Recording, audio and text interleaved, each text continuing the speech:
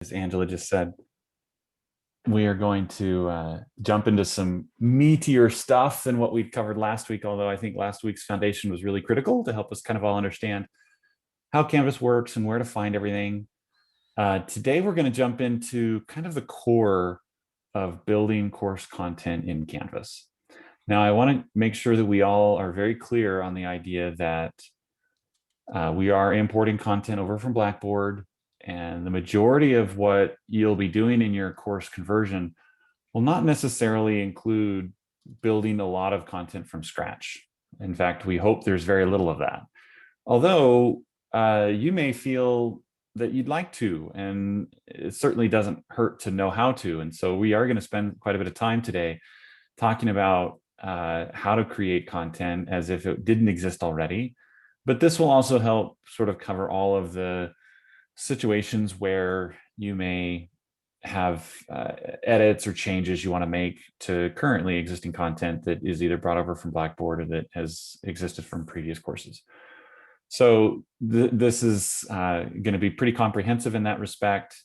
And hopefully this ties in well to what you understand and remember from last week. As a quick review, what you're looking at now is our Canvas dashboard. This is the sort of landing page for all of Canvas and will be the place where you start when you're looking to jump into course content. On the left-hand side in the green bar over here, we've got our global navigation. And this is where much of the kind of general user type content that's specific to you is available wherever you're at inside of Canvas and can be utilized even when you're inside of courses. But, and then you get a course card for every course you're either enrolled into as a teacher, as a student, whatever your role may be. When you get enrolled into a course, you get access to these course cards that you see on the dashboard, and that is true also for students.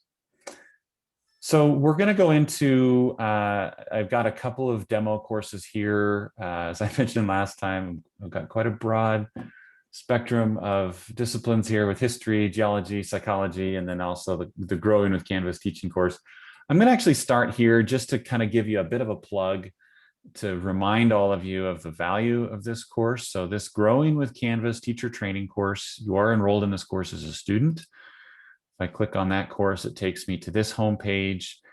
And this allows me to kind of better understand a lot of the same components that we're covering in this bootcamp training. We're trying to follow the same basic outline that this course does in our trainings every week. So for instance, if I jump into the modules area over here on the left, there's the introduction, and then the planting is much of the content that we covered last week as far as your dashboards, profile and settings, customizing your profile and notifications. We reviewed the calendar and some of the other components of the conversation, Canvas inbox, things like that. We did get a little bit into the nurturing component and the fact that we talked a bit about files. We gave you a brief overview of modules. We're going to talk more about that today. And we did talk about what we call the rich content editor or the content creator tool and pages, things like that. So this is all kind of the basic components of how you begin creating content inside of Canvas. When you get to the sprouting section, this is where we start getting into what we're going to be covering today. This is module 3 in the course training, the self-paced training course, and the Growing with Canvas is what it's called. And we did touch on pages along with that rich content editor. We'll review this briefly, but we're going to spend the majority of our time today talking about discussions, assignments, and quizzes. So as you can see, there's also a pretty good amount of information that you can also review or engage with in this Growing with Canvas course. The biggest difference is going to be in today's conversation. I am going to give you some opportunities to kind of click along. We're going to try to be as workshop style as we can. But admittedly, particularly since we're doing this remotely through Zoom, it is a little bit challenging. There's no way for us to kind of walk around the room, sort of say, if we were all in the same computer lab or something where I can kind of help troubleshoot questions or do that sort of thing. So as an attempt to sort of mitigate that difficulty or that difference with the online delivery of this, This is a great place to go because it has exercises that you can go through, kind of challenges to say, hey, these are things that you can do, go out and, here's an assignment and go create this thing. And, here's some articles that you can look at, some Canvas guides that will walk you through additional steps if you need it, if you need support. So between this bootcamp and all of the things we'll go over today, this course here and all the resources it points you to, I really encourage you strongly to understand that all of these are available to you. If for whatever reason you don't have access to the Growing with Canvas course, you can self-enroll into this course without needing to have intervention from myself or Citi. You can do that by selecting your courses over here on the left, and you get this pull-out menu and you click on courses, regardless of how many courses you have.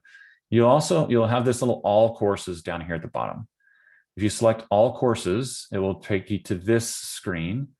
And then you need to click one more time on browse even more courses, and that will take you to this. And you may not have all of these, but you will have Growing with Canvas teacher training, and you can click on join this course and it will automatically enroll you into it.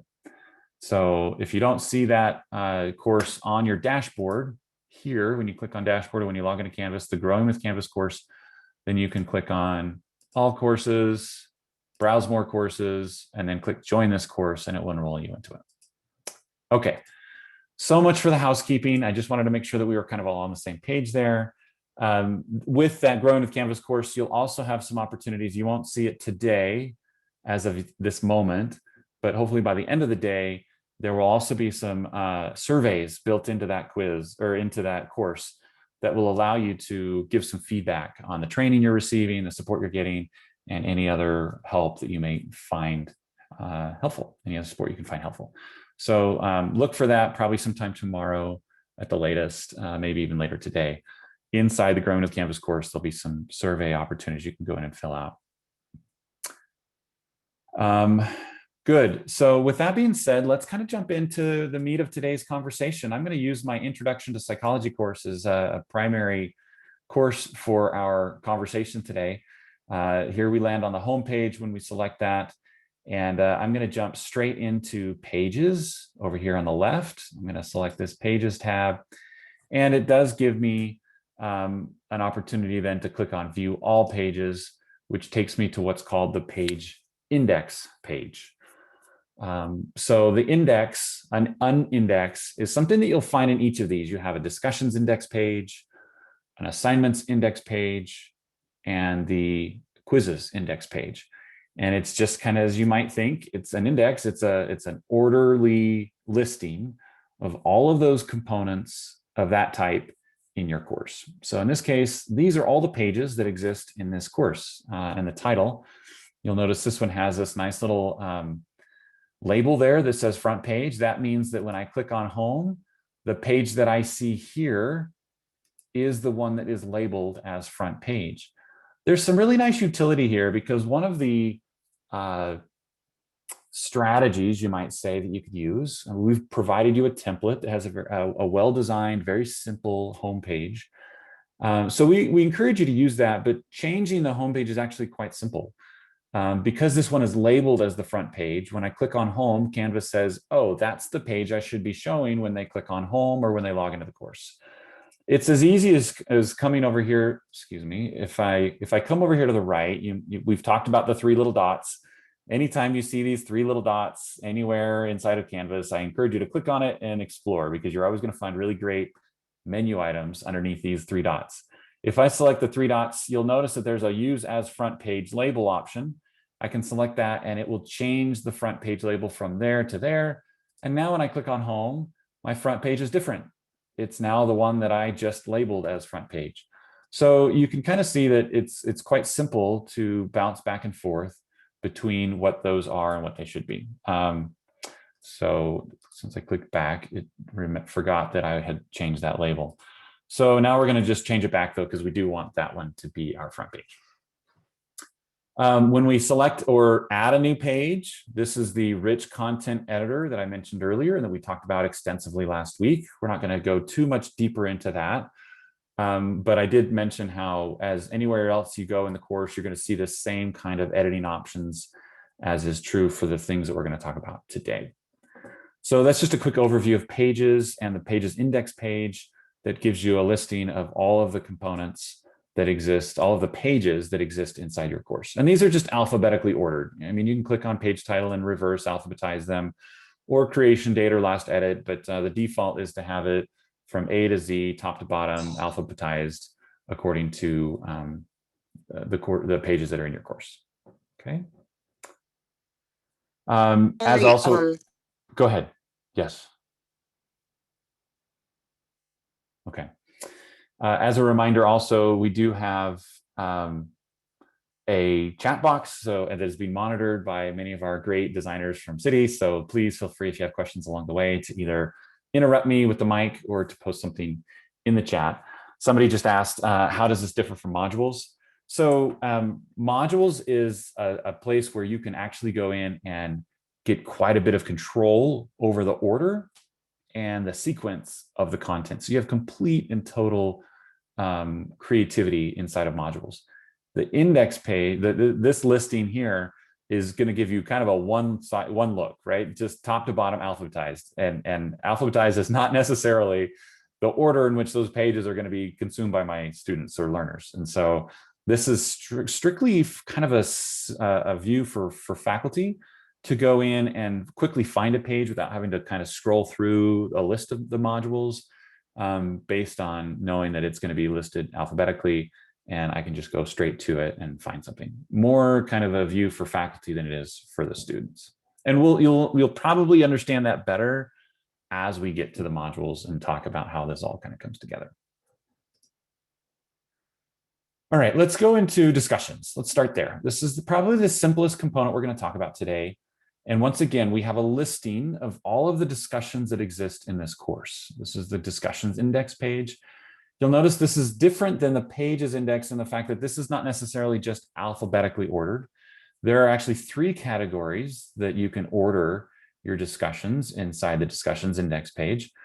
The primary section here, right in the middle, is where everything kind of ends up by default. If I created a new discussion, it would put it here in this middle section. Below that, we have a closed for comments section, and we also have a pinned section. So the differences between these are fairly slight. The discussion section will automatically order these discussion boards with the most recently utilized at the top. So the discussion that has been most recently posted to will be the first one listed here underneath the discussions section. And then the next most recent, and so on and so forth, all the way down to the least recent. This is assuming that all of these discussions are live and active. If they're active and being posted to, Canvas will sort these, again, mostly for the faculty, to kind of give them the ability to just know that you're looking at it's easy access to the ones that are being commented on the most. If you want to close a discussion, as in, hey, we're done with this, let's move on, you can just click on these little dots on the side and you can drag it down to closed for comments, and that will give you the opportunity. It's not sticking for me for some reason, but this will close those discussions. I'm going to try refreshing, see if that does anything, and it's not. Okay, those typically will stick. There's another way that you can also close a discussion for comments, but this is kind of where you can view the discussions. It puts it in a view only mode, and that view only mode allows students to be able to see the content of that discussion but not be able to post to it any longer. Up here in pinned discussions, this is going to pin those. Let's see if this one will stick. Oh, see, that one does. I'm really curious why these don't down here. This pin discussion will keep those discussions in the order that you put them in. Instead of sorting them based on most recent post, it will put them in a place where it will always be there. You'll notice that the virtual office was the one that was pinned from the start. The reason for that being is because, let's see, now we'll go down. The reason that it's the virtual office one was pinned is because that's something that we kind of want to have in front of yourself all the time, so that you can kind of have access to it without having to kind of go through. Now, when there's only a handful of discussions, these differences are pretty subtle, like I said, and don't have a huge amount of utility. But if you've got a lot of discussion boards, some I've seen some courses with 15, 20 discussions, that becomes a little bit more useful and a little bit more relevant to how you want to organize your course. So this is kind of the discussion index page, and where you as a faculty can go through to kind of organize and understand how discussions are working. Micah, how did you get to view only? I'm sorry, I was looking away when you That's did. okay. Anything that's closed, any Okay. discussion that is closed. Now, I said there was another way to do that. If I go into a discussion, I clicked on one, and so this is the discussion as it is. We're going to talk more about this interface here. If I click on edit, I can come down here to the bottom, and it has these date sections, due date. So this discussion is due on April 20th. It also has an available from and until date.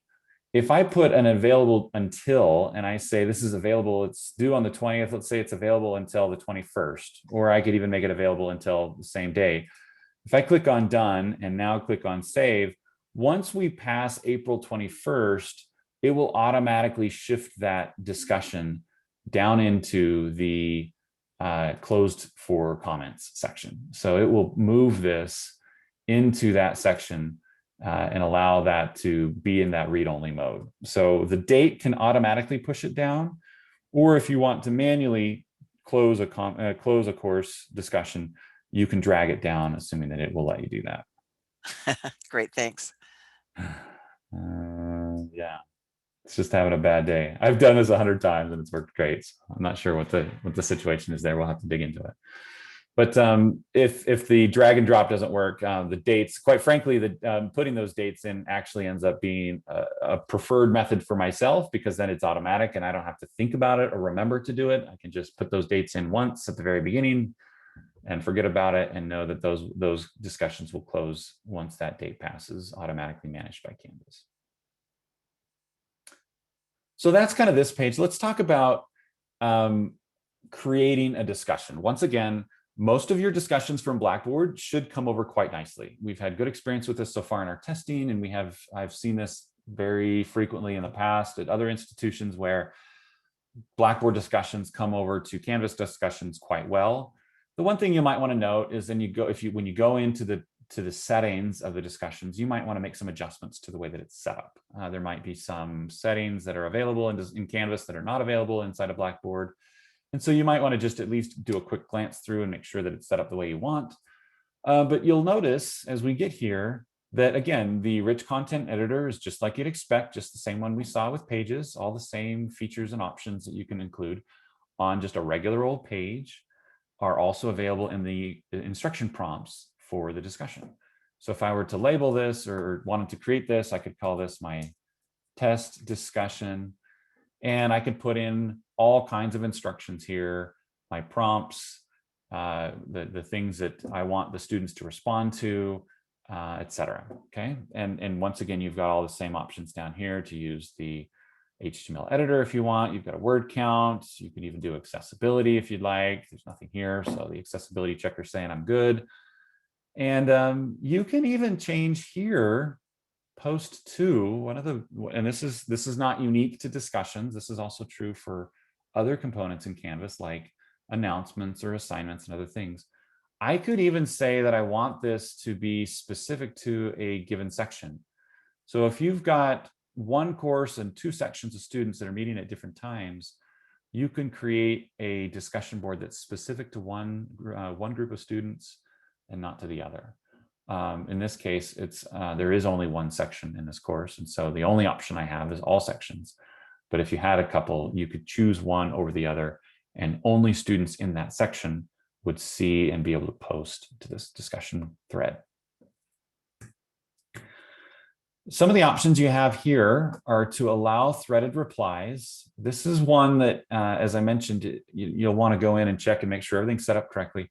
I wish Canvas would just check this by default. I wish this was not something that you had to go in and do, because I think this is by far more common than not. And what threaded replies, when that box is checked, what this means is that it would indent the replies to the original discussion thread in a way that kind of helps you understand which replies are connected to which post. So if there's 3 replies that are all replies to the main post, then they'll all be at the same indented level. If you reply to a reply, it will thread it underneath that reply and indent it a little bit further still to give you that sense of kind of who's replying to what. It's pretty critical. Without that, if you leave this unchecked, it has very much like a Facebook feel where all responses are just sort of underneath the main post. And if you're replying to a reply, there's no indicator visually that that's the case. And so if you check that box, you'll get those threaded replies, and it's much nicer. The rest of these are more kind of conditional on your own preferences. Users must post before seen replies. This is one that I like to use, but I don't require on all situations. You've probably experienced this in some way or another, either as a student yourself or seen if you've taught an online class where it's kind of the easy shortcut for a user, a learner, to go in and read 4 other people's replies and say, I'll just make some version of that reply. I haven't done the reading. I haven't done any work. I'm just regurgitating the same thing that somebody else said in my own sort of style. And then it kind of makes it feel like I've done my work. If you check this box, then when they get to that discussion, no matter how many people have already replied, they can't see anything until they've posted their own stuff. And then it releases everybody else's replies, and then they can see everything else. So it helps encourage originality, and it helps reduce that echo chamber kind of effect that you might get when everybody's sort of just saying the same thing in a lame kind of way. If you do that, I would recommend telling people that you're doing that in the instructions so that they don't wonder if, I'm the first one, nobody else has posted.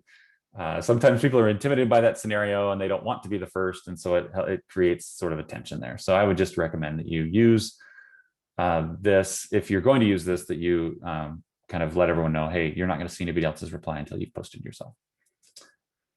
Enable the podcast feed. I don't actually recommend this much.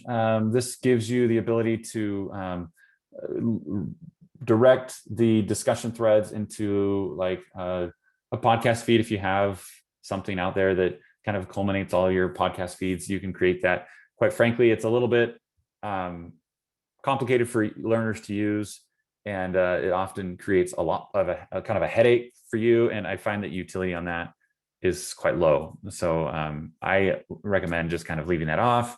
But if you'd like to explore that a little further, there are some great articles that kind of explain how it works. I've just had experience where students ask more questions and then end up not using it anyway, and it just ends up creating a little bit of extra work for me as the teacher. Graded, if you want this to be a graded discussion, you're absolutely going to want to click that. And then this last one here is allow liking. This allows you to add kind of a social component to your discussions if you want to. If you have TAs or other people that are in your course that are grading, you can say only graders can like. That's sort of a way of telling students that the discussion post that they've made fits the criteria that you've set for an acceptable. If somebody just says, I agree, and that's all they post, then obviously that's not typically what you're looking for in a discussion board.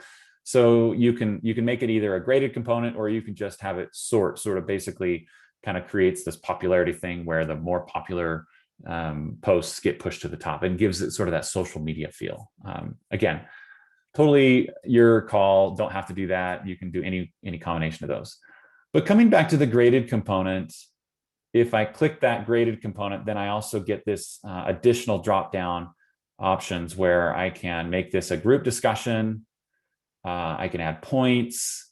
I could display grades as, you have options here of percentage.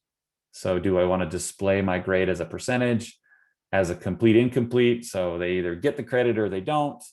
Points is the default, it's the most common. I can even make it like a letter grade where that's the display that they get, A, B, C, D, F, or if there's some other system, you can create a custom letter grading. Or we've even had some universities I've worked with that have used a GPA scale, far less used than most of the others. I think points is by far the most common, but you kind of get a chance to choose which of those display grade as options.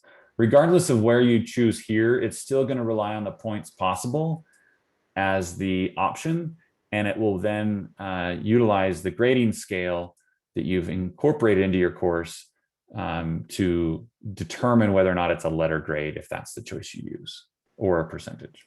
Hey, Micah. Yeah. I wanted to pop in to give everyone in the audience just a little bit of information about the group discussion bit. Okay. Because I learned this the hard way. And so anytime I talk to people, I tell them this. So if you have a rather large class, and I would say over 20, 25 people, you're probably going to want to break your discussions up into groups. And that just makes the discussion board more manageable for the students. But you need to do this before students ever post. So you can create all of your discussions, right? Discussion 1, 2, 3, whatever, week 1, 2, 3. But if you're planning on breaking students into groups, you need to create your groups first, and that's going to be at the next boot camp. But I'm just telling you this because he's covering discussions. You create your groups and you indicate this right here before anybody posts, because if anyone posts in the discussion, even one time, you cannot turn this on. So you would have to delete everyone's posts to be able to turn this on. Ask me how I know. So it was an absolute complete nightmare to go through that. So I don't ever want anyone else to go through that again. Awesome. So that's my bit. Thanks, Angela. That's a really good bit right there. Micah, yeah, go ahead. also, is there a way to post a rubric in a discussion post? Yes, yeah, there is. Let me get through these settings and then I'll jump into the rubric, because that's a pretty critical component to this, and it'll be really helpful to you in the long run. So thanks for bringing that up. So if you check this box, this is a group discussion. I will second everything Angela just said. In fact, research has kind of been able to show that an ideal size for a group discussion is around 8 to 12 students. So you can kind of decide what that means for you based on your course. Sometimes, depending on the discussion and the nature of the discussion, if you've got like small group projects of 4 or 5, maybe you want to reduce it to that size. And if you've got a larger and you want a more robust thread, you could have it be bigger. That's certainly your prerogative. But 8 to 12 kind of tends to be the sweet spot in a lot of situations. And you, again, can go in and either select a group set that you've already created, which we will go through the steps of that in the next week. But regardless of how you do that, you can also create your new category right here. And it's quite simple to just go through, name your group set, decide whether you want it to be self-assigned or not, how many you want in each. And once you've done that, you can then attach that group set to this discussion and it will sort those out. As a faculty member, you can then toggle between different groups and observe the discussion going on, reply, post, engage with your students however you want to. But there is kind of this weird no man's land where if a student gets added late and doesn't get put into a discussion group, then you can create some challenges for that. So you just need to keep an eye on this discussion. Create the discussion groups in advance, as Angela said very clearly, for the reasons that she described. And that will sort all the students on your roster. And if you do this before class even starts, then you reduce the likelihood that they're not going to be able to go in and post because they don't have access to the course yet. But you do have students that are enrolled in your course before the course opens. So create all your group sets and everything in advance, and then watch closely over the first week or two as people are shifting in and out of your course, dropping or being added. Sometimes you get a disproportionate number of students that drop from a specific group, and so that group becomes smaller than you intended. Or you get other students that are adding and it kind of makes one bigger than you intend. So you kind of have to make sure that you're sort of distributing those from the start. But we can talk about all those group strategies in more detail as we talk about groups as a whole. And all of that I've just said that talk about groups also applies to assignments, because you might have group assignments as well. And we'll kind of present that in a few minutes here today. Okay, so once again, if this is graded, you've got a points possible. If this is a not graded discussion, you just uncheck that and all of those options go away. Once you've clicked check, then they all come back. You decide how you'd like it to happen, what assignment groups you'd like. And we're going to talk about assignment groups here in a moment, so hold on tight there. Peer reviews, if you select the peer review option, this allows you to let different groups judge each other's discussion posts. Don't get this with a discussion, a peer review with a discussion. Don't get that confused with the kind of thing you're probably thinking of with peer reviews, where like with a paper, a student gets the paper and they get to kind of give feedback on the quality of that paper and kind of do a review, right? In a discussion, it's actually the exact same thing, but we often try to think of it differently. With a discussion board, it allows peers to qualify whether or not the discussion post was any good. Not necessarily based on the content of it, but based on the criteria of how that discussion board was put together. So if there's criteria of, hey, for this discussion board, here's the rubric. And if you want other students to then have access to that rubric and be able to judge the quality of those posts, you can check the peer review option there and either assign it manually or assign it automatically. Again, this feature gets used far less with discussions than it does with assignments. And I'm going to go into this a little bit more deeply here in just a few minutes with assignments. And then the last box here, this here is actually also quite useful to understand pretty thoroughly, because this is something that's also utilized extensively throughout Canvas. You'll see this exact same interface for due dates in the assignments and the quizzes area as well. So the due date is pretty clear. I can either just type in, or I can click here and say, okay, this particular discussion is going to be due on the 9th. And then you have an available from and until date. And this is the window in which this discussion is available to students to post in. So we've already talked about the until date, where this is something that will close the discussion, but you can also limit when it's opened.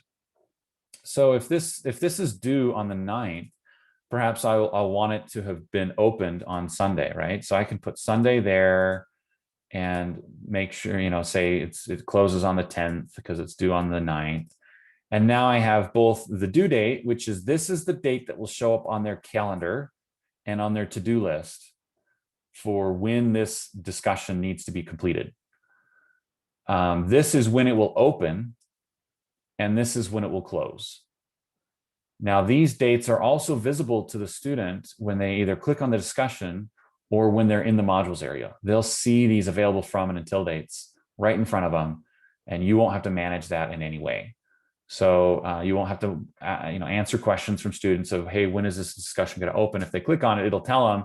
And even if they don't, if they're just reviewing through it in their modules area, they will see these dates right in front of them. Okay.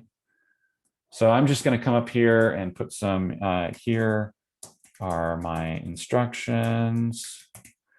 And I'm going to come down here and click on save and publish. I'm going to turn that off because I don't really want to do that. And now I have an additional discussion that has been created. Here's my instructions. I can see, and students can as well, that this is a graded discussion worth 0 points. You'll probably want to give it some points. And from there, I have an edit option. You've also known that it's published. We talked a little bit about courses being published last week. That's the mechanism that gives students access to the course in general. Once the term starts, they have access to the published course. But you'll see that each individual component inside of Canvas also has the capacity to be published or unpublished. It'll be important for you if you want students to engage in content for it to be published. Students cannot see an unpublished item in Canvas. Even if the course is published, if the discussion is unpublished, they will not see this discussion. Even if you put it in modules, even if it's required, even if it's got points and due dates and all that kind of stuff, if it's unpublished, they will have zero idea that this discussion even exists. The good side of that is that allows you to perhaps create some content on the fly throughout the semester, if that is a need, without having to give students access to something that's, quote, under construction or something that's not quite finished. So anything that's unpublished, it won't create any notifications. It won't have any impact. They won't see it in their grade book. And quite frankly, even if it has a due date and points, if it's unpublished, it won't negatively impact their grade. So if you forget to publish it and they don't do it, that's not actually bad for the students. It's just bad for the class, because that feels, you'll have to figure out how you're going to respond to that. To the question that was asked earlier, Once I've saved and created this discussion, I can now come in here to these three little dots, and here there is an option for me to add a rubric. So I can select that, and I can then either create a rubric or go find a rubric that already exists in my course. You can see in this class, I've got lots of rubrics. Here's my discussion rubric that I want to add to it. I select that and I click use this rubric. I'm going to go into building rubrics more in just a moment, but just to kind of help you understand where that is. Thoughtful response, description, whatever, you can customize this. This is just an example of rubric. This is not something you'll have to use if you don't like it. And so now that's been attached to this discussion and now has the ability to be utilized in the speed grader and can be used to help me do my assessment of these discussion posts.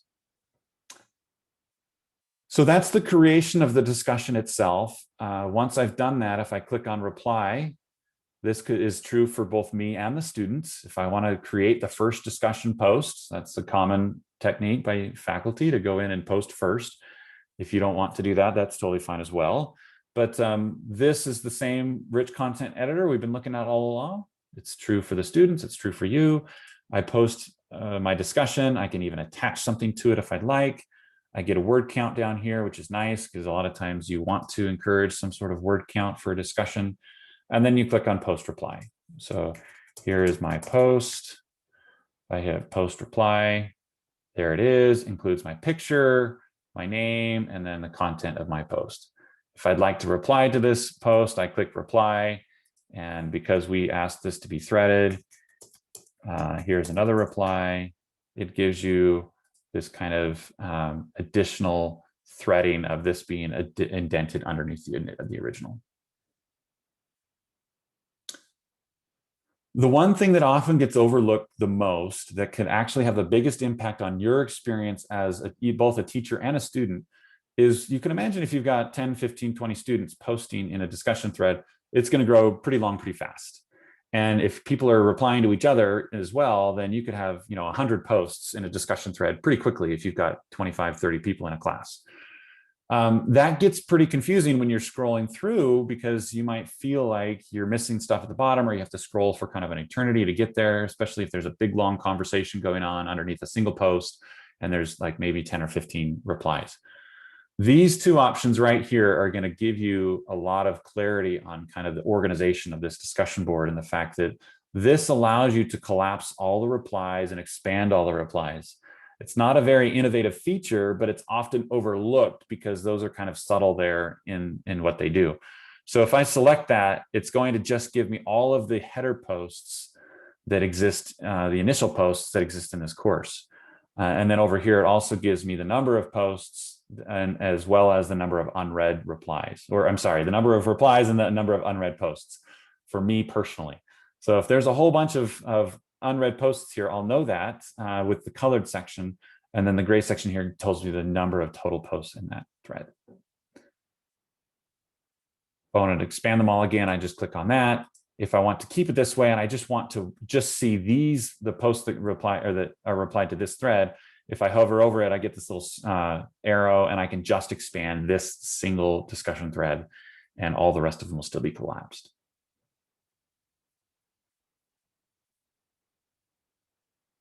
Any questions on discussions? That's kind of what I planned on covering today on discussions.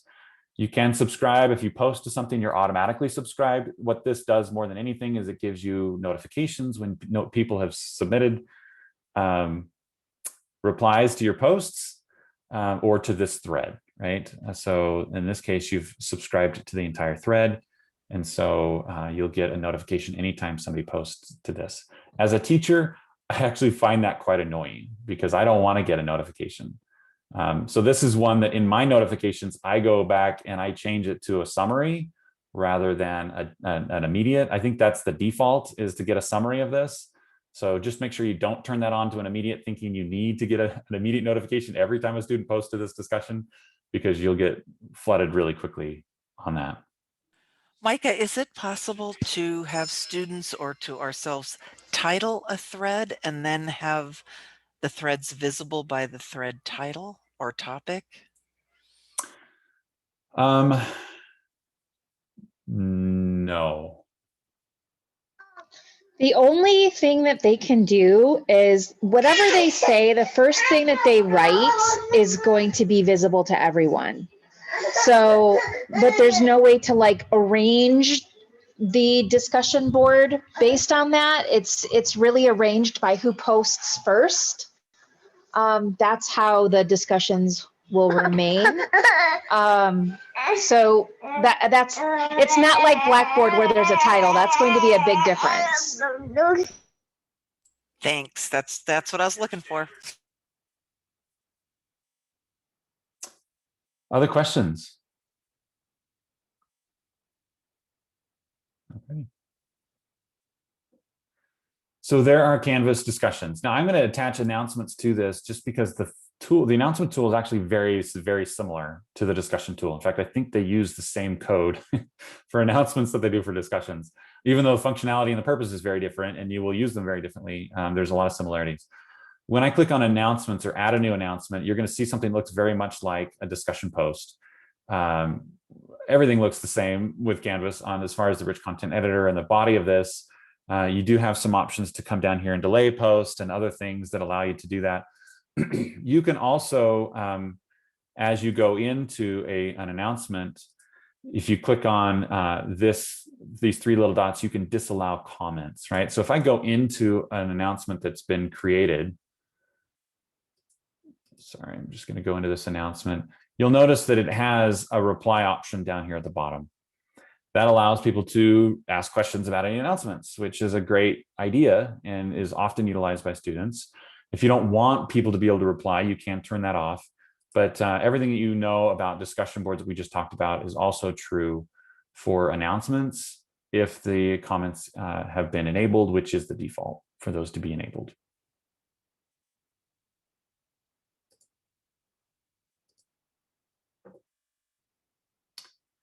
Micah, Okay. this is Catherine again. I'm sorry, but after you good. post an announcement, how do you make it so that it's visible when to students so that they know that it's there and they can read the whole thing? I've been working on my course and I wrote an announcement to be open on the first day and I can only see the first line of it.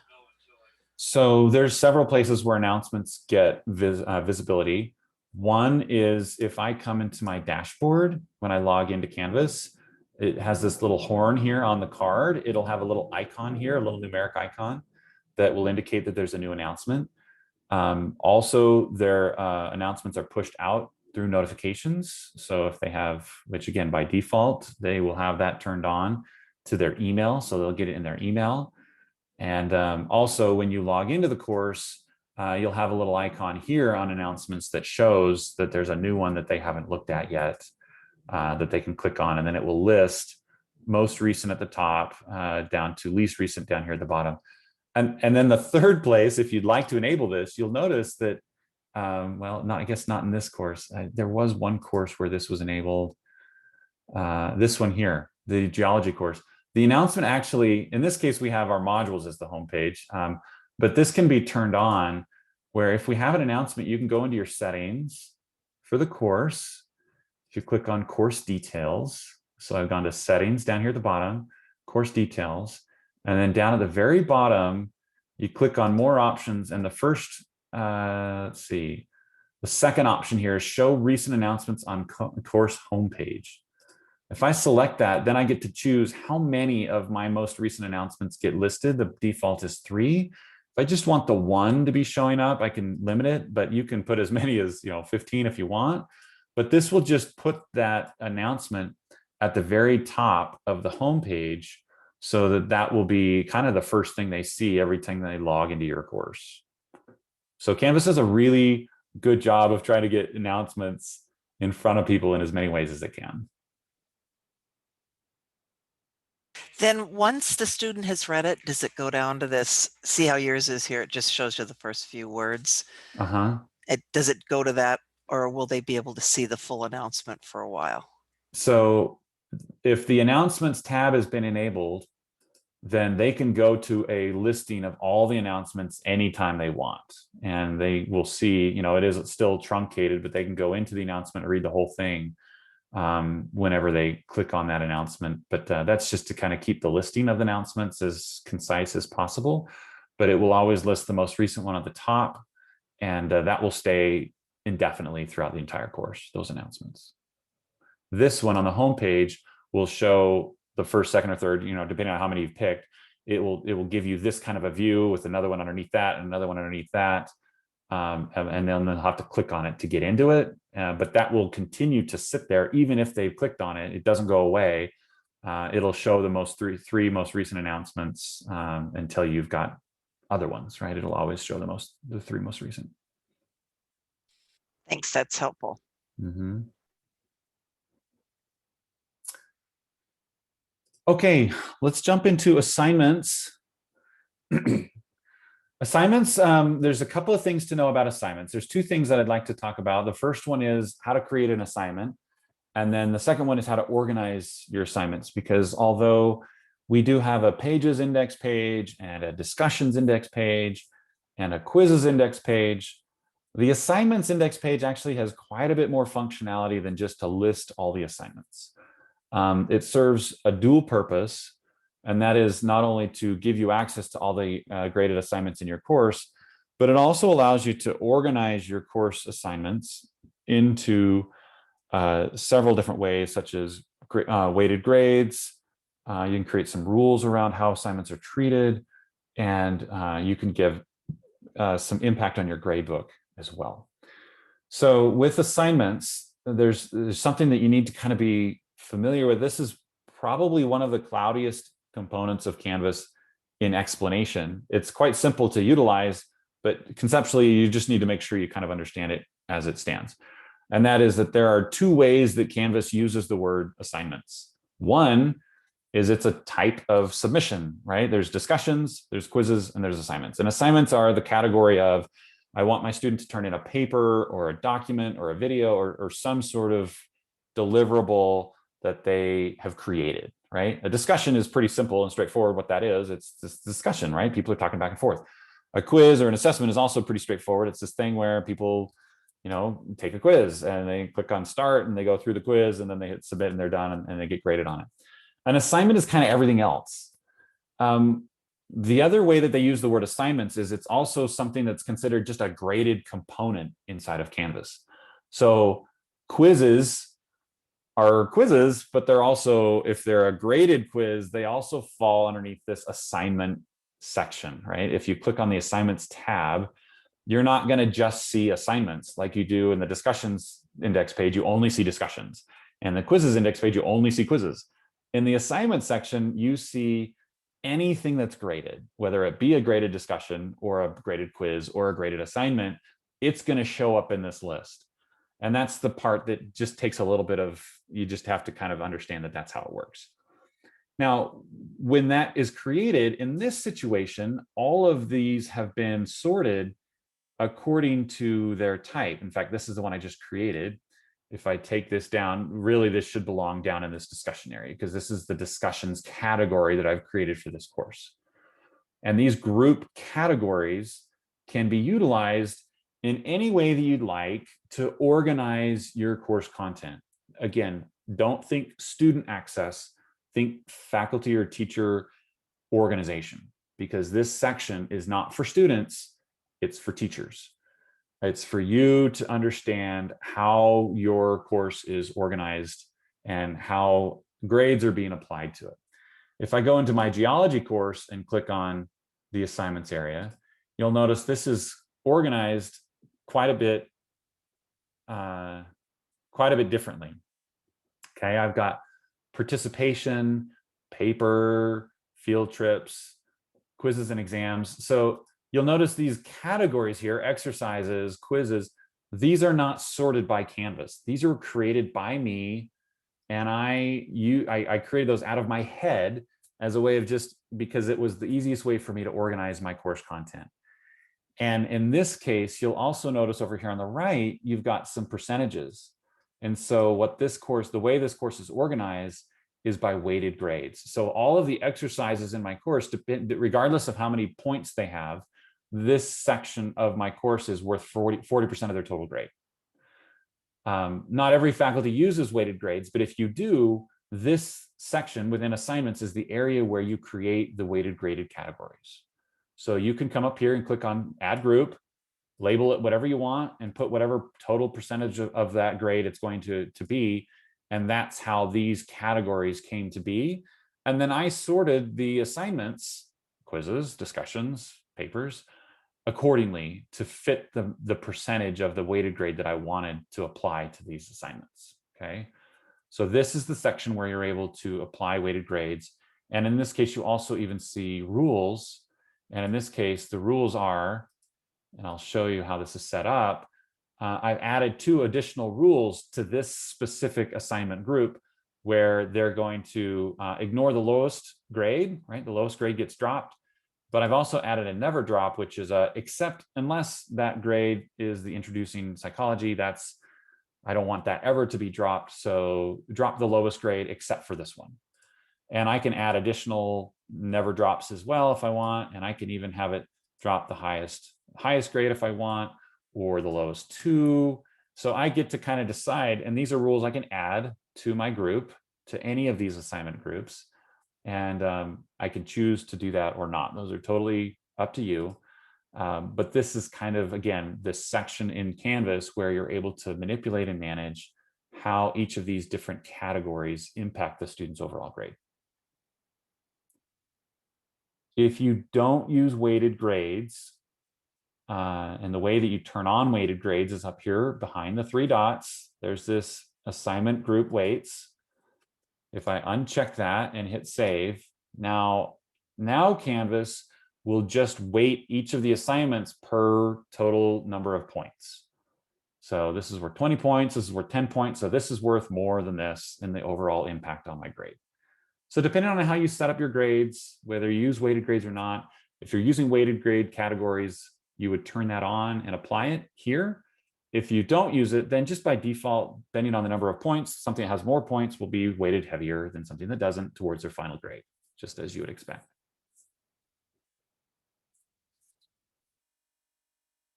If I wanted to turn the weighted grades back on, I could come in here and click this, click assignment group weights, check the box. It will give me automatically all of the different groups that I've already created. And I get to then go in and decide what those percentages are. And then it gives me a total to make sure that I'm hitting right at 100%. So I'm not skewing something based on a bad percentage.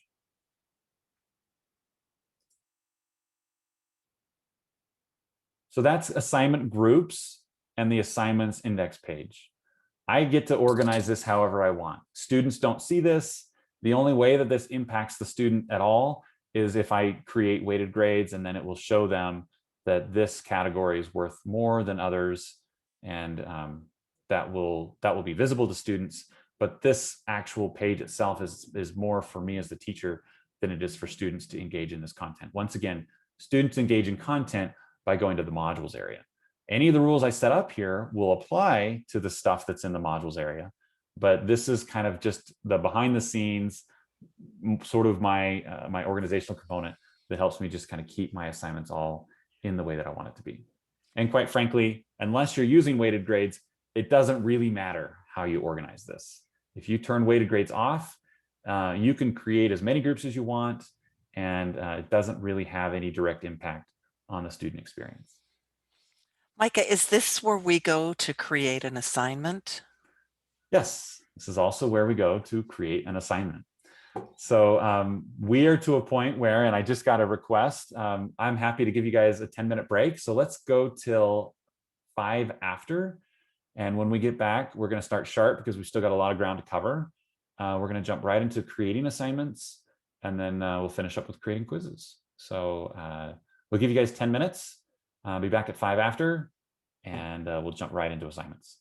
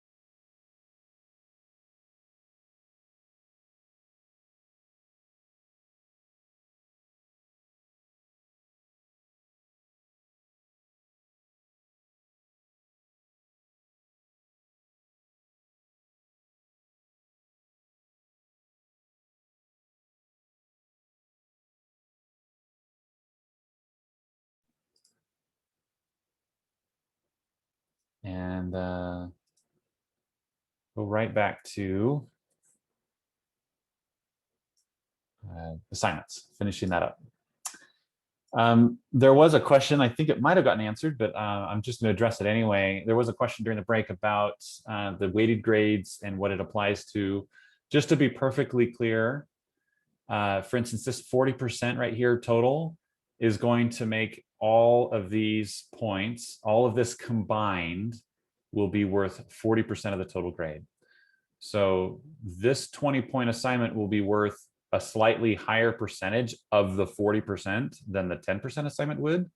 So the point value is still considered in the overall scheme of things, but only within that 40%, right? So this 20, even if this was worth 1,000 points, it wouldn't affect anything beyond this 40% category, right?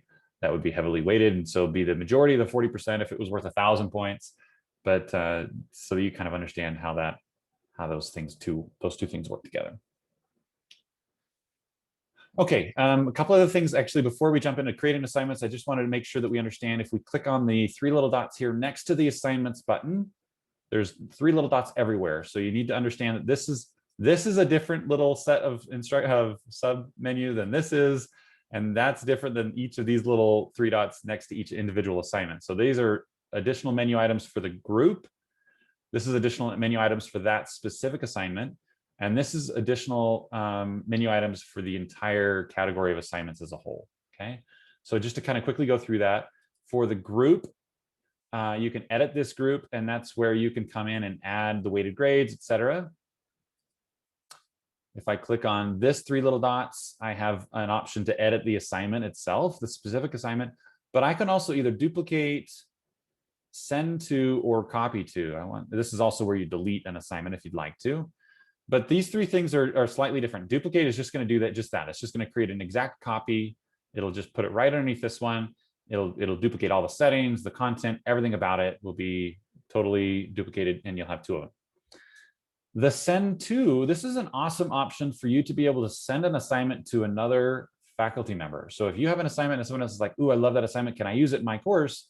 There's a really clunky way to copy and paste it through the copy function inside of settings. This is super slick. You just click on whatever assignment it is, and this is true for anything inside of your course, not just an assignment, but a quiz or a discussion or anything else page. Click on that, you click on send to, and it gives you an option to search for someone. So I'm going to search for Angela. There she is. Click that, hit send, and it will then send it to her. Content shared, started successfully. Okay. Now, the other option there is I can actually send it to a specific course. And I think this is probably a little bit more practical. If I click on the copy to, what this does is it asks me to then search for a course. And so let's say I want to search for my 1301 Intro to Geology class. I can click on that, and I can either select the module that I want that to go to, or I can leave it blank. If I click on copy, then it will send this assignment to the assignments index page, and it'll just dump it in there somewhere. You'll have to go fish for it and find it. Unless I specifically say which module to go to, it won't put it in the modules at all. It'll just put it here in this assignment page, or this assignments index. So that's an easy way to swap content back and forth if you ever do that, without having to go through the export import process that's really clunky and creates lots of challenges. So there's those two things I wanted to point out. And then the last one is in this category up here next to assignments, it has edit assignment dates.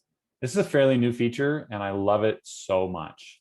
If I select this option, it's going to list everything in my course that has a due date and allow me in one fall swoop to just go through and change due dates, available from, and until dates for every single thing in my course.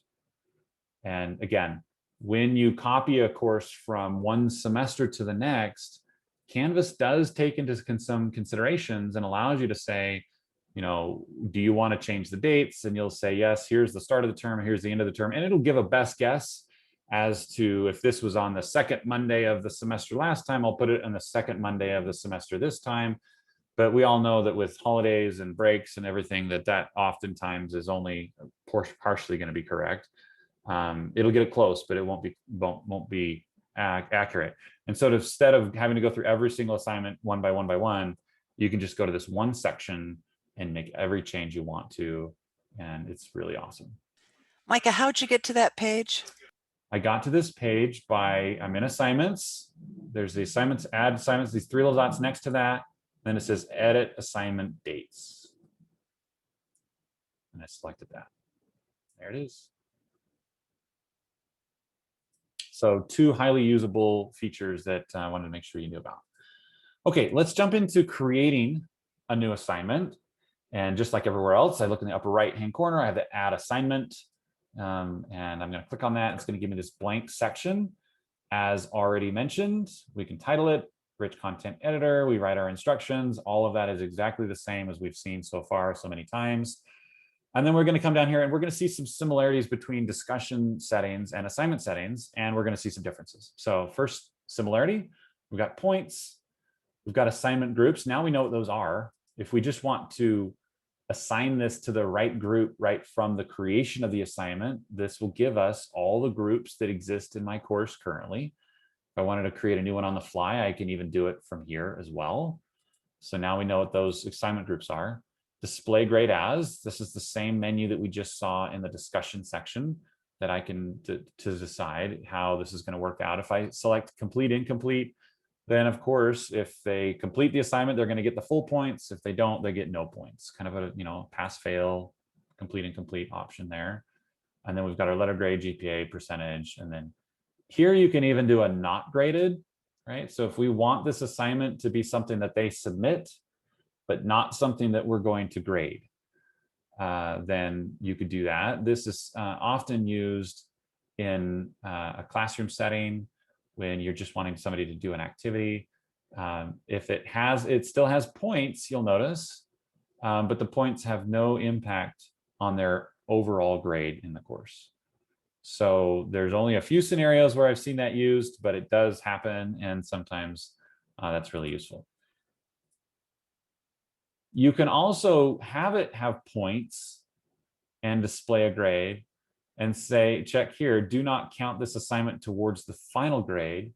So whereas the not graded, you'll notice that the not graded also eliminates the submission option.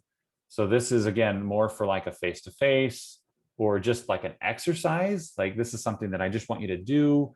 I don't want you to have any deliverable. You're not submitting anything to me. It's just a description of something that I want you to engage in. So that's the difference between a not graded and a do not count this assignment toward the final grade. This still allows you to submit the assignment through the submission type, but again, the grade that they get, this could be for like a rough draft or some sort of, again, exercise where you want to give them feedback, but that you don't necessarily want this to have any impact on their grade.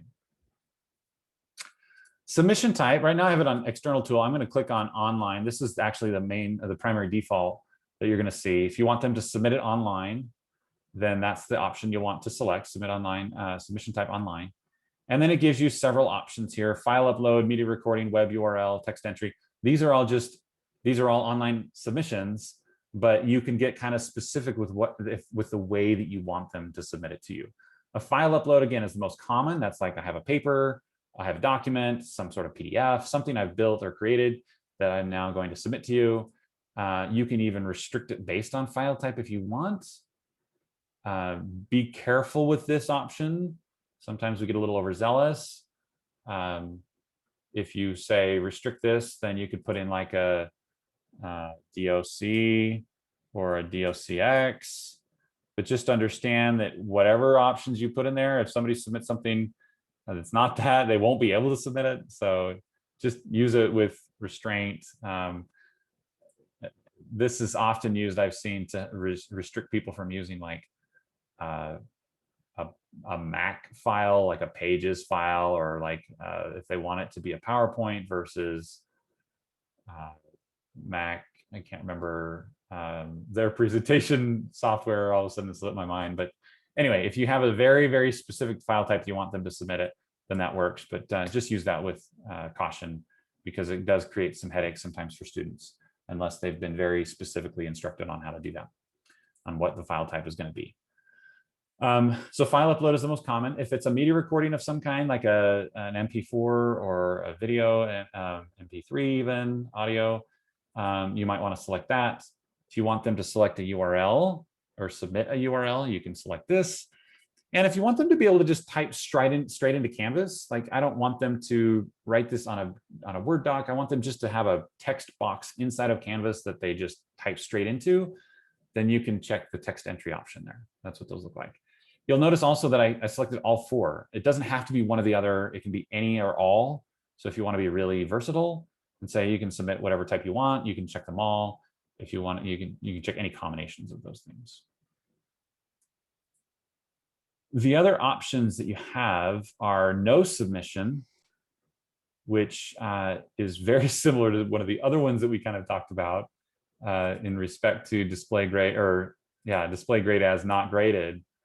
There's some subtle differences there, but basically what this means is that this will show up in their gradebook, but they don't have a submission type that they can do through Canvas. And so the only way you could get these submissions is if you were to collect them physically in class.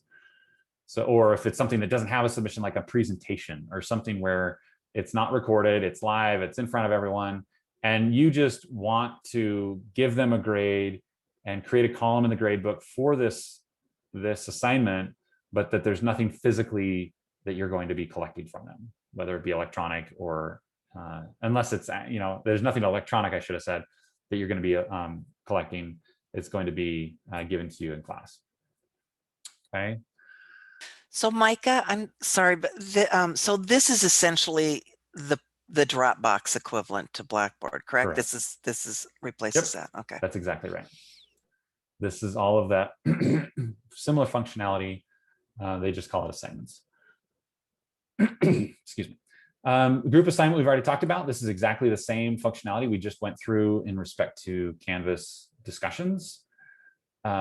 Same kind of cautions apply here as well. You want to make sure that the assignment group is checked before anyone submits this assignment. Once the assignment has been submitted, you can't turn this on. It doesn't work anymore, and it creates lots of headaches for you and the students. So just make sure that if you want this to be a group assignment, and the advantage here is if you do have people working on something, some deliverable, right? Maybe a group of 4, and they're all working on one thing that they're going to turn in that represents the work of the whole group. If you have this checked and you select the assignment group in the grader within Canvas, it will know who's in which group. You only have to submit it once, so one person would submit that for the whole group, and that submission then is represented to each of the members of the group. And when you grade that, you can, unless this box is checked here, one grade will apply the same grade to all the members of that group.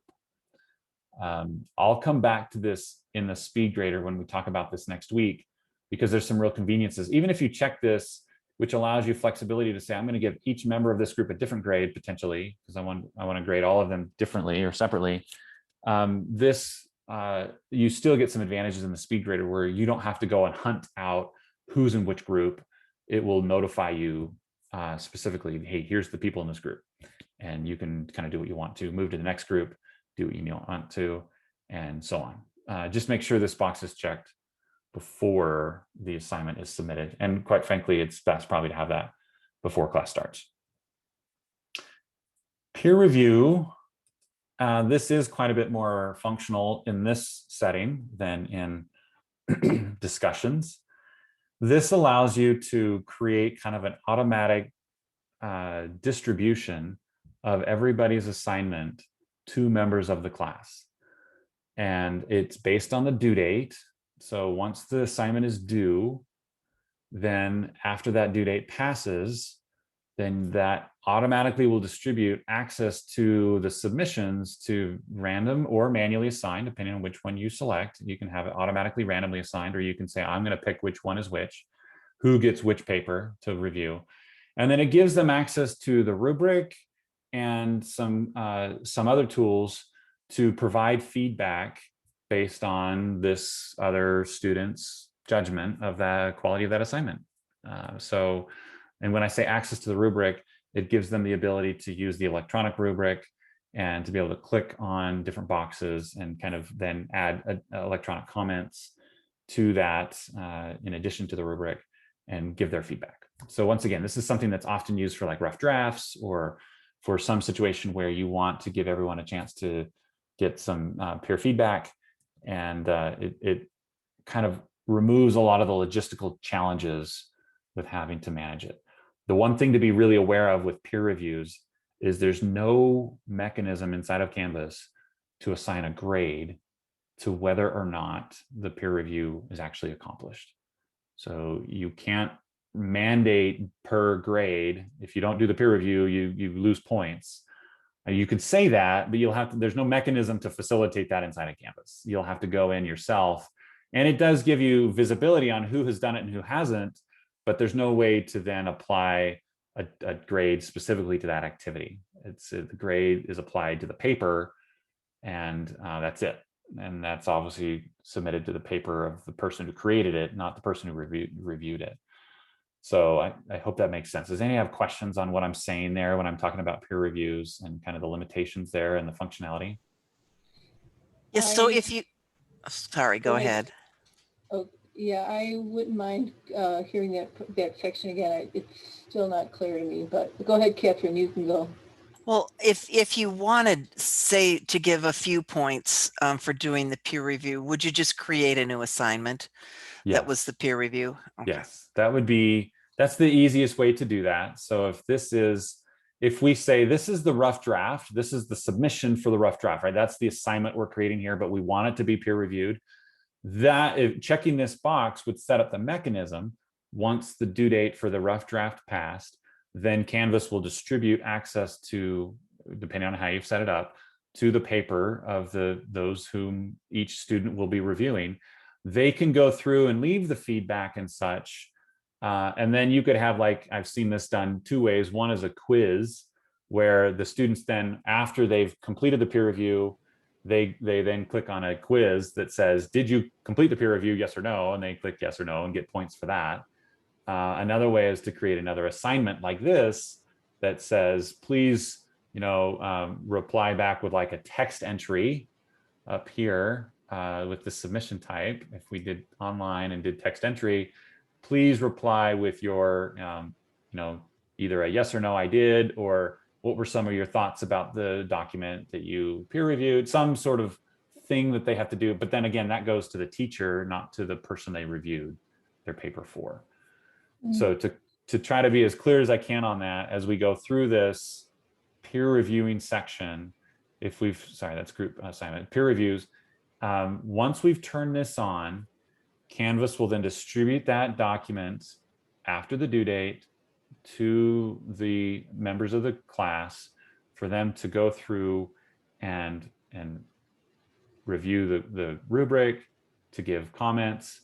That feedback all goes back to the student who they've reviewed. So the student will know that their paper has been peer reviewed, but there's no way to connect points specifically to doing that activity for the student who was the peer reviewer.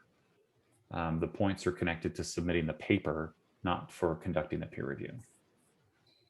I have a question on that. The difference between manual assigned peer reviews and automatically. Sometimes you'll have a group and you just say to the group, you each figure out who's going to do which peer review. So which one of those would you select if that were the situation? Understand the question? Because sometimes we'll say, you know what, here's your group, and leave it up to the discretion of the group to decide who's going to review whom. Right. To be honest, if that was the situation, I probably wouldn't utilize the Canvas peer review at all. Gotcha. I'd just allow them to do it according to their own. There's no setting here that allows for self-select within Canvas.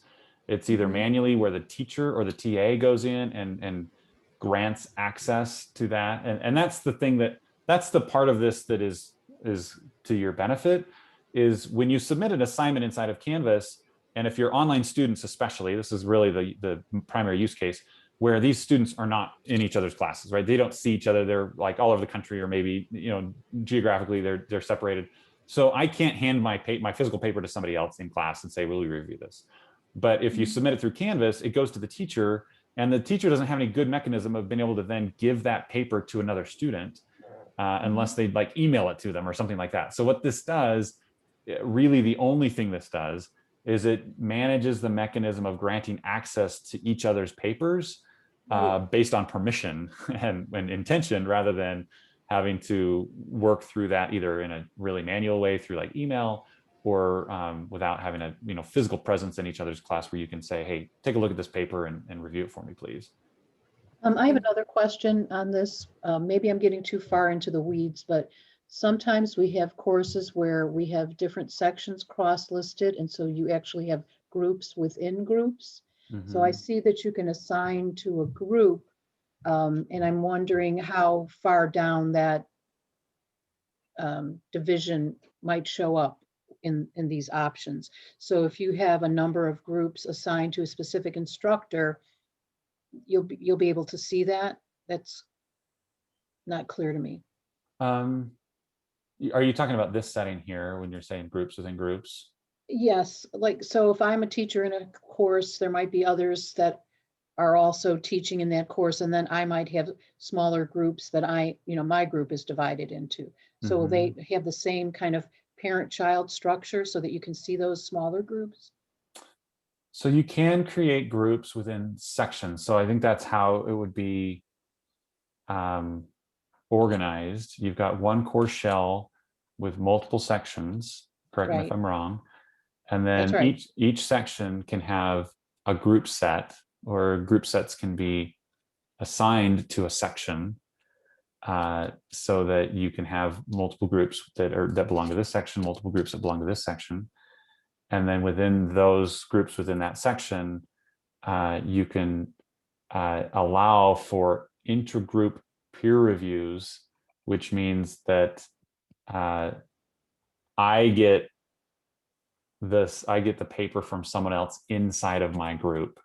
Like I could potentially get, if we've enabled groups and we've enabled peer reviews, then if I check that box, it's not going to honor group boundaries. It's going to say anybody could get anybody's paper. And that's for the situation where everybody in the group is writing a paper instead of kind of one deliverable that's representative of everybody's work.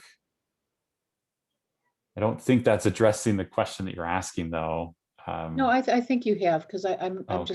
I missed the first session, so I'm still trying to get up to speed, but thank you for that. Okay, all right. Okay, last thing This is Amber, I'm sorry. I just want to make sure, and I typed it into the chat, but I want to make sure that I understand this. So if you turn in an assignment and we randomly assign the peer review, right? And I get assigned your peer review and I review it, it comes in on your assignment as some sort of flag that says your assignment's been peer reviewed, but there's no way to say that Amber did your peer review. Is that what you're saying? No, you can, like, Yeah, you can see it. you can say, I want people's reviews to be anonymous. So that's a different functionality. If you check that box, then they won't be able to know who did the peer review. If I've checked that box, they won't. But otherwise, they will see it. They'll get flagged that it's been done. And when they go into their assignments, they'll see that they have access to the feedback that you've provided. And the name of who did it is only going to be impacted based on whether or not I check that box, whether I can see who did it or not, based on anonymous. Right, so Angela, as our instructor, would have to go on and look at Micah's paper. It's been peer reviewed.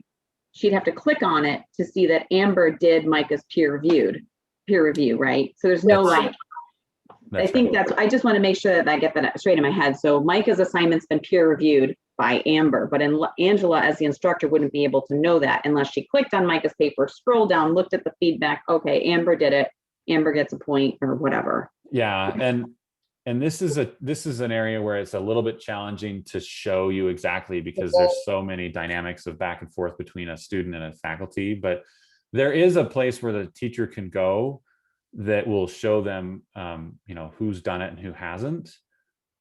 So it isn't quite as cumbersome as you were describing, as me having to click on the assignment itself for every single student in my class. There is kind of a listing that shows these are the ones that have been done and these haven't. However, it's just the grading component of whether or not they have or haven't. There's no way for me to incorporate that into the assignment itself without creating a separate assignment to say, I'm going to give you points for having done it. But if that doesn't matter and you just want to make sure that they did do it, you do have some visibility on that without having to go all the way into every assignment. Add to Micah, I'm not fond of Canvas's peer review system. I'm just not. I really don't like it. I think they still need to do some stuff to it to make it easier on faculty to be able to, because I like to give credit for peer reviews, and to give credit for peer reviews for somebody completing a peer review, it's kind of a pain. And so only if you really want anonymous peer reviews would I actually use this. In any other situation, I would just use the discussions and use a discussion board for peer review. It's just so much easier to grade as a faculty member than it is to actually use the peer review system. The cool thing about this peer review system is that it can automatically do it. So you have to tell the system when the drafts are due, and you have to tell the system when do you want to assign the peer reviews. And then everything's done in the background, and you don't really have any part of it unless you want to. But like I said, it's just, I don't know, it's just not a perfect system. I don't like Blackboard's either. I haven't found an LMS that actually has a really good peer review system. But those are my 2 cents to using this tool. Yeah. If we do use this tool and we want to manually assign the peer reviews, so we click that little button, I won't ask you to do it, but is it relatively intuitive then how to go in and actually assign the peer reviews once we click save? Is that when it happens? It's not hard. Again, it depends on Okay. how many students you have. That's going to be the biggest labor point. But once you've saved this assignment after you've created it, it does give you, you know, again, this listing of folks you can go in and Okay. you kind of just make those assignments. And yeah, it wouldn't take you hours of time. It would just be a few minutes to go in and make those manual assignments. And so I've said this, but I think you kind of all maybe understand this statement a little bit more clearly now. The only thing that this function does is facilitate the distribution of access to the documents or to the assignment itself, right? Like that's really the extent of it. And so if you're really kind of have a high stakes peer review process, I think Angela's right. Either just doing it face-to-face if you've got that option, and if you don't, using a discussion board where they upload the document and other people just give comments on that in a discussion format as a reply to that post is probably as good or better for monitoring. You can attach a grade to it, and you've got full visibility on everything that everybody's saying about it. So unless anonymous is really critical, or unless you're just kind of like, hey, this is just a do it if you want to, but it's not a critical part of my curriculum, then this might be an option that you can explore as well. The one thing I kind of skipped over, I want to go back to here is the plagiarism review. We do have a whole webinar scheduled to talk about Turnitin. So if you're interested in learning all about Turnitin, Tuesday, I think it's the 21st of April, Matt is doing a full webinar on this. So I'm not going to go into great detail on this, but this is how you turn it on. You've got the plagiarism review, you click here, you go to Turnitin. It gives you a bunch of options that you can then select of how you want this to work, just right here inside of Canvas. And you can decide how you want the students to see it. You've got these options: after the due date, after the assignment's graded, or never, immediately. And once you do that, the students will see their originality report inside of the grade, their grade area where they see their grades, and you will see their originality report inside the speed grader. So it's integrated right in, it's visible right from where you do all your grading. And it's you can even click on it inside a speed grader and get a more full report and utilize all the Turnitin functionality. It's quite useful, and they've got a pretty slick integration here. So I think it's pretty good. So I have 2 questions on this. Okay. One is, do the student papers, does the repository from Blackboard roll over, or are we starting fresh? So the repository is not LMS specific. The Turnitin Okay. repository is a national, in fact, I think it's even global repository. And it is not specific to your institution or even to Blackboard. They compare it against pretty much everything. Okay, because, well, our repository is not in Turnitin currently, correct? We're in Safe Assign. So that's my question. We will not be able to see papers from prior terms from our students. They will not be part of this comparison. That's a really great point. I guess not. I'm Okay. not super confident on that, to be totally Okay. frank. Okay, all right. And then my second question is, Matt had talked about the rubrics in Turnitin versus the rubrics we use for grading, and that has been a point of confusion. I don't want you to go down this road if you're not prepared to do that, but do you know what I'm talking about? I do. I won't go into super detail, but I can tell you this, that Turnitin has its own rubric system. And that is not integrated with Canvas. So a Canvas rubric and a Turnitin rubric don't talk to each other. So if you want students to see the feedback inside of their Canvas grading area, rather than having to go into the Turnitin space to see the rubric, then you'll need to use a Canvas rubric. If you use a rubric that is built inside of Turnitin with using their systems and their mechanisms, then students will have to leave Canvas and go into Turnitin and view the rubric and all the feedback from there. Okay, based on that, sorry. Sorry, Josie. I was just going to say, but using that Turnitin rubric is not a requirement or expectation. No, not at all. Okay. You don't need to use the Turnitin rubric in order to use the originality report. The originality report is where they see everything right inside of Canvas, and that functionality is standard. The rubric, unless you've got some real strong workflow reasons or history there, I would recommend not using the Turnitin rubric and using the Canvas rubric because feedback is very similar and there is a lot of overlap in functionality. Okay, Right. that's perfect. You've really assuaged some concerns there. Thank you. Okay, great. Okay, so we've kind of gone through the bulk of all those options there. Here at the bottom, this is the same due date, availability from and until that you saw before. I didn't mention here that you can assign this, as I've mentioned, to specific groups, to specific sections, or to specific students even. And when I say that, the obvious one here is that we want to assign this to everybody. Sometimes if you have two sections, maybe one's a little bit more advanced than the other one, or there's a slightly different curriculum or whatever, you could still create one course shell, two sections within that course, and have different assignments assigned to different sections. So you could select that instead of everyone and have this assignment just be applicable to just that section. If you go to everyone and you have a due date, this is one thing I didn't mention in the discussion that is true there as well, but this is a really cool option. You can add an additional. So let's say this is the due date. This is due on the 10th. And it's available until the 10th as well, right? This assignment closes on the 10th. It's due and it closes on the 10th.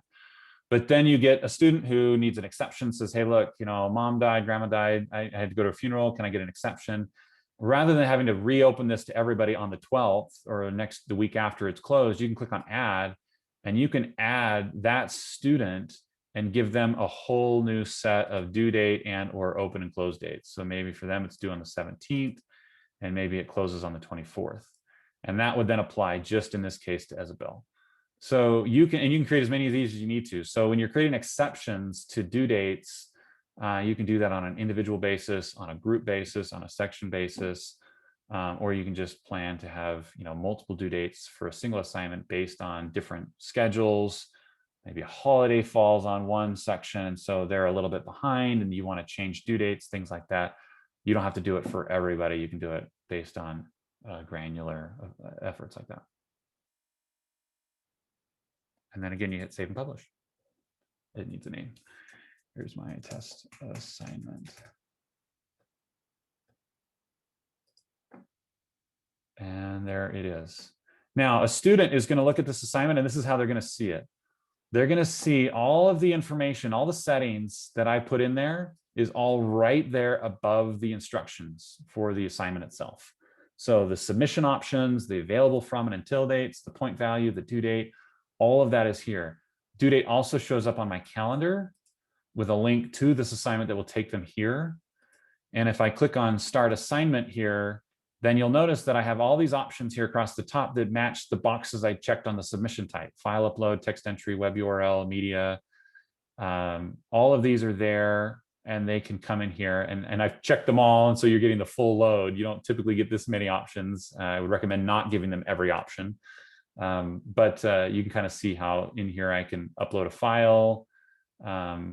I can go and add that file. I can add multiple files. That's another thing to be aware of. If you want them to submit several things at once, they can do that. Here's the one I'm going to go to first, and then I'm going to come to my second one. So I can upload as many files as I want to. I can also add comments as a student. I can comment on, my upload. Sorry, this is late.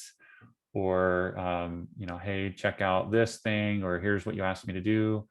Send comment to instructor only, send comment to the whole group. So because this is a group assignment, that might also include some comment about what my group wants the teacher to know. And then at the end here, I've added, in this case, I agree to the tools user and license. This assignment submission is my own original work. This is something that's added when you turn it in. They have to check this in order for them to be able to submit something as one more kind of verifier that, yes, indeed, I understand that originality is important, and this is my work. So it's one more way to show the student you knew that you said it was yours, so it should be, and then they can hit submit assignment, which I haven't done that. So that's kind of the student experience with an assignment based on all the information and access that they have. Okay, we're not going to be able to get through all of quizzes, but we're going to get a good start on it. Quizzes, honestly, in and of itself, this could probably be a 2-hour boot camp all by itself, just to be totally frank with you. So my recommendation is 2 things. First of all, remember, most of your quizzes are going to come over quite nicely from Blackboard. We have a good history. Most question types come over very, very well. And Angela and I have done some testing on this, and we've had that, we've kind of proven that experience with the courses we've tested.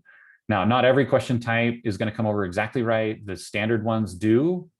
So just keep in mind that unless you're using something really sophisticated, chances are pretty good that you won't have to create a lot of quizzes from scratch. Second thing to be aware of is as you build quizzes, just like anything, you've got lots of support from both the city team and from the Canvas guides. Every single question type has an entire article written about it, on how to create it, what it does, what it's for, all the things to consider about it. So whether it be multiple choice, fill in the blank, formula, all of those different types, you're going to have an article that you can go to and kind of walk you step by step through it. With that being said, there is an index page here, just like the others. This is going to just list all of your quizzes, whether they're graded or not, whether they're a survey, a quiz, non-graded, graded. We'll go into that just a bit. But this is going to be a listing of all the quizzes in your course. Over here on the right, you've got these little dots. You've got some of the same things, the send to and the copy to option, where you can share this with another member of the university. And you can also edit the quiz straight from here. If you click on this, you've got an option to manage your question banks. And question banks are just that. So you've got your quizzes, and then you've got banks that you can draw from in your quiz. And I'm gonna talk more about that when we get into building quizzes. The thing to know when I click on add quiz, if I want to create a new quiz, Canvas is in the process of building a new quizzing engine. And so there's classic quizzes and there's new quizzes. There's 2 options here. This is even one more reason why there's a little bit of complexity that's added onto this. I think all of the quizzes that are coming over from Blackboard are being imported as a classic quiz. And new quizzes are not going to be kind of rolled out as the mandatory option for like another year. We've got till like next summer. So if you want to start off with new quizzes, you can. Eventually, everything will be converted to a new quiz. However, Canvas is part of the reason, part of their strategy for rollout of the new quizzes is to have a very robust and effective quiz conversion tool that will take your classic quiz and convert it to a new quiz. So there's no expectation in the coming year that you'll have to recreate all your quizzes again, even inside of Canvas as a new quiz. It's going to have this migration option that you can just click a button and it'll migrate it from classic quizzes to new quizzes. It will be a fairly quick and seamless process for you. Not a lot of work to be done. The biggest difference between these two is classic quizzes has been around obviously for a while. And so anytime you need an integration or any situation where, for instance, like Lockdown Browser or some of these others that use Canvas quizzes as the kind of the base for it, but it's a third-party integration, you're going to absolutely want to use classic quizzes for that. A lot of those third-party conversions have not happened, or those third-party integrations have not been integrated into new quizzes, and it's not very, very helpful. The greatest advantage that you have with new quizzes is there are a couple of really cool question types that exist in new quizzes that don't exist in classic quizzes. So, and I'll kind of show you what those are. And new quizzes also has a couple of improvements in the way that outcomes are attached. In a classic quiz, the outcome, if you're using outcomes, is attached to the entire quiz. So if they bomb the quiz, they bomb the outcome, period. Even if you've got 100 questions and that outcome only applies to 2 questions, the grade for the quiz is going to impact the grade of the outcome. For new quizzes, you can attach individual outcomes to individual quiz questions. So if they bomb the quiz, but they aced the one question that had the outcome attached to it, then that will reflect directly to the outcome for that one question and not the entire quiz. So that's a huge, I think, improvement when it comes to judging outcomes. But it'll always give you an option of being able to choose one or the other. And let me just quickly kind of show you what those two look like. So I'm going to go into classic quizzes and Hey, show you Micah, what can I interrupt you for a second? Yeah, please. So for the two options, I assume that when quizzes are imported from Blackboard, it's going to be in classic quizzes. That's right. Okay. Yep. It'll base it on the classic quiz conversion, not new quizzes. Okay, so in quizzes, when I clicked on classic quizzes, where I'm at now, I'm going to see same content editor that I've seen all along for me to create the quiz instructions. So that's what this space is for. Here are my quiz type and my quiz settings. So I can go, there's 4 options. I can do a practice quiz, which is a non-graded quiz. Works exactly like a quiz does. It just doesn't have a grade connected to it. Graded quiz, graded surveys and ungraded surveys. The difference between a quiz and a survey is that surveys are like, because there's no right or wrong answer, it's just gathering information. It's by default a complete incomplete. Either you get full credit for it or you get no credit for it. So a graded survey is not assuming that it's assuming that there's no right answer. It's just a completion grade. An ungraded survey is a great tool for like an internal review. And I know actually Rush has some other tools outside of Canvas that they use to collect like student feedback on courses and instructor feedback, things like that. But anytime you want to just gather student information, you can use an ungraded survey and it doesn't impact the grade at all. And it doesn't have any right or wrong answers. It just collects their information. Assignment groups, we've talked about that. Same thing here. We can just put this right into the group from the start of creation. We can shuffle our answers just by checking that box. We can add a time limit. We can allow multiple attempts. We can decide which quiz score we're going to keep if we have multiple attempts based on average, latest, or highest. And we get to decide how many attempts. If you leave that box unchecked, it will by default give you unlimited attempts. If you want to give them a limited number, you check the box and you put the number of attempts you want to give them. And here is the place where you get to choose when and how students get feedback. So you can create very extensive feedback in Canvas as far as this is right because, this is wrong because, but that also by default gives them exposure to the right and wrong answers. So if you don't want them to see the right and wrong answers, then you can uncheck this box and students will not see their responses. They'll just get a grade and they'll never know why or what they got wrong. Check that. You can let them see the correct answers. You can let them see their own quiz responses. So the difference here is if I just check this box without checking this box, then I'll know which ones I got wrong, but I won't know what the answer was supposed to be. And if I have multiple attempts, then I get to decide how often or when they get to see that feedback. So if I've got it here, only after each attempt, only once after each attempt. So this allows me to say, yes, you can see the feedback, but if you come back to it later, you're not going to get a chance to see it again unless you take the quiz again, based on the idea of multiple attempts. And then I can show one question at a time if I want to kind of lock it down that way. Lock questions after answering. You know, we can get real high stakes here, kind of mirroring some of those super high stakes exams.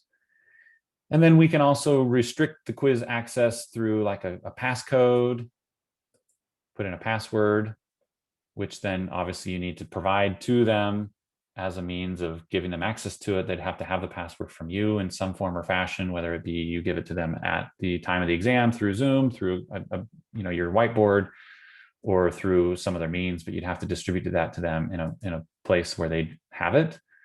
And then filtering by IP address, this just allows you to restrict the computer that they can take the exam on. If you have like a computer testing center and you want them to only be able to take that quiz at that particular location, then you can put the IP addresses of those computers inside of Canvas, and that would restrict them from being able to take the exam anywhere outside of that testing center or on those computers that are listed.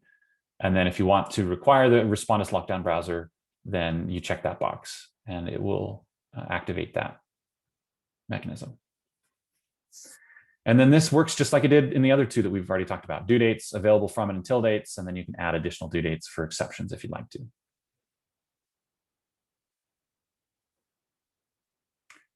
That's the settings. Building the actual questions comes up here at the top. So we're at the details. If I come over here to the questions, now I can come in here and I can add new questions. I can add a new question group, which would come from the question bank potentially, or I can find a question. If I have created questions from previous exams or previous question banks in the past, I can go out and import that question into this quiz by clicking that and going into all of my question banks and selecting the question I want to add from that bank. There, I've just added that question. If I want to create a new question from scratch, I click on new question, and here it gives me all of my different question types. This is where I won't have time to go into each one of these, clearly, but there is a specific Canvas article on every one of these question types, on how to use it, what it does, how to set it up correctly. Not to mention you've got some great support from Citi and Angela's team to help you with that as well. Point value for the question over here. The question prompt itself here, this is your STEM, and then here are your answers. If I move this to, say, multiple choice, then you can see here at the bottom, I've got 2 possible answers. I can add additional possible answers over here on the right. Anything that, when it's green, that's the automatic correct answer. If I want to change the correct answer, I can just hover over and click the green arrow and it will change now this answer to the correct one. Here's where I'd put the answer itself. And then these boxes down here at the bottom, the red or the green, are the place where I can give additional feedback for, yes, this was correct because, or no, that was incorrect because. So you can see how you can give pretty extensive feedback on each individual response.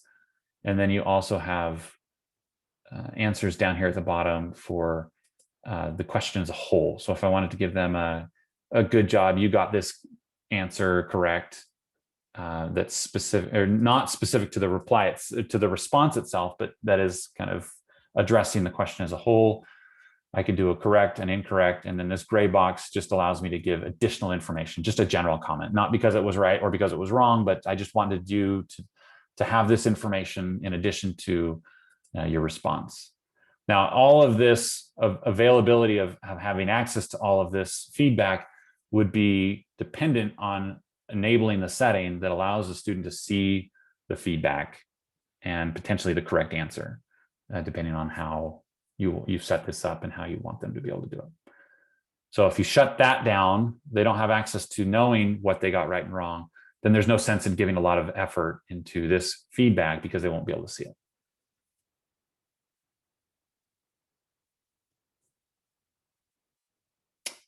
So that's building a question from scratch inside of classic quizzes. If I come in and want to, let me just quickly show you, I know we're a little low on time, but let me just show you new quizzes. This is actually the one place where things look quite a bit different. So here's a new quiz. I already have a new quiz example. I'm going to call this example 2. This all looks the same: points, assignment groups, display grade as. You'll notice the submission type is external, and I can't change that because by nature, the new quiz tool is kind of an external integration. It's almost like Canvas built their own integration and integrated into Canvas. And so that is how that will work. You have the due date and all of that. If I click save and publish, it's actually going to give me, this is the only place where I'm going to see a very different interface than what I've seen so far when it comes to building content in Canvas. This utilizes the rich content editor, but the view is very different. Here's my title. Here's my quiz instructions. So that's the same functionality, very different look. Here's my item bank. So if I've got an outcome, or I'm sorry, if I have like a quiz bank, I can pull items from that bank into my quiz. If I want to add a new question, I click on this little blue plus, and here are the question types. There's several here that are different. One that gets used a lot is the hotspot. I can imagine Rush could use this extensively. A hotspot quiz question is going to allow you to upload an image and create a custom hotspot that the student has to click on. So you could use this for labeling, galore, right? Put a human skeleton in there, click on the femur.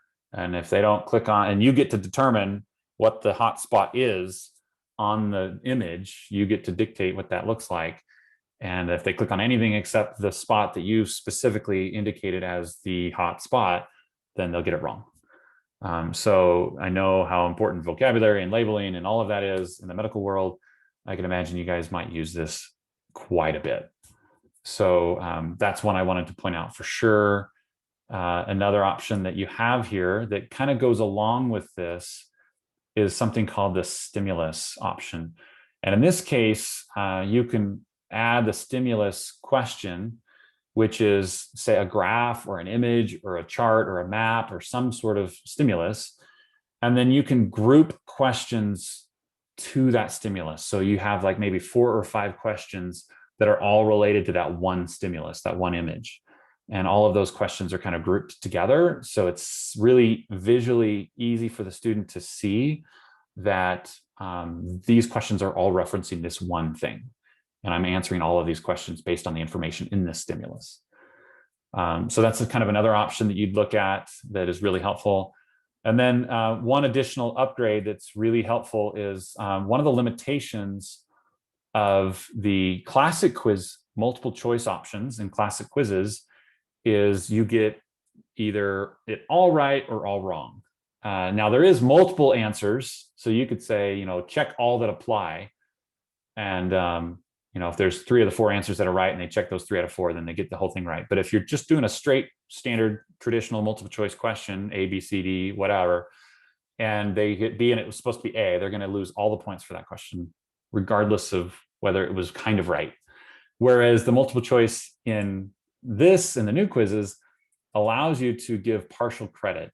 You can give credit, like 100% right for this answer, 75% right for this answer, 50% right for this answer, 0 for this answer.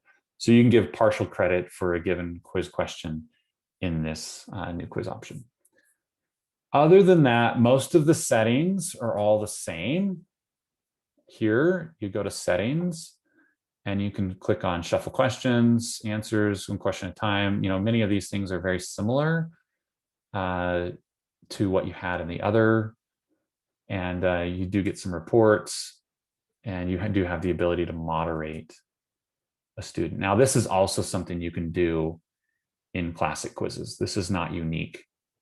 Both options allow you to moderate a quiz, and what this does is allow you to give the student additional attempts and or additional time. So this is really helpful for exceptions or for ADA accommodations, for students who need these moderation efforts in their quizzing experience.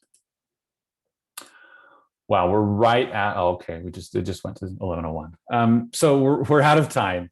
You probably have a bajillion questions about this, so I want to be conscientious of your time. I'm happy to kind of hang out a little bit longer and answer additional questions if you'd like to. But keep in mind, you've got your webinars that are coming up this week, and we're going to be covering these things in that as well. You've got open lab hours. You can go and get specific questions answered by the city team.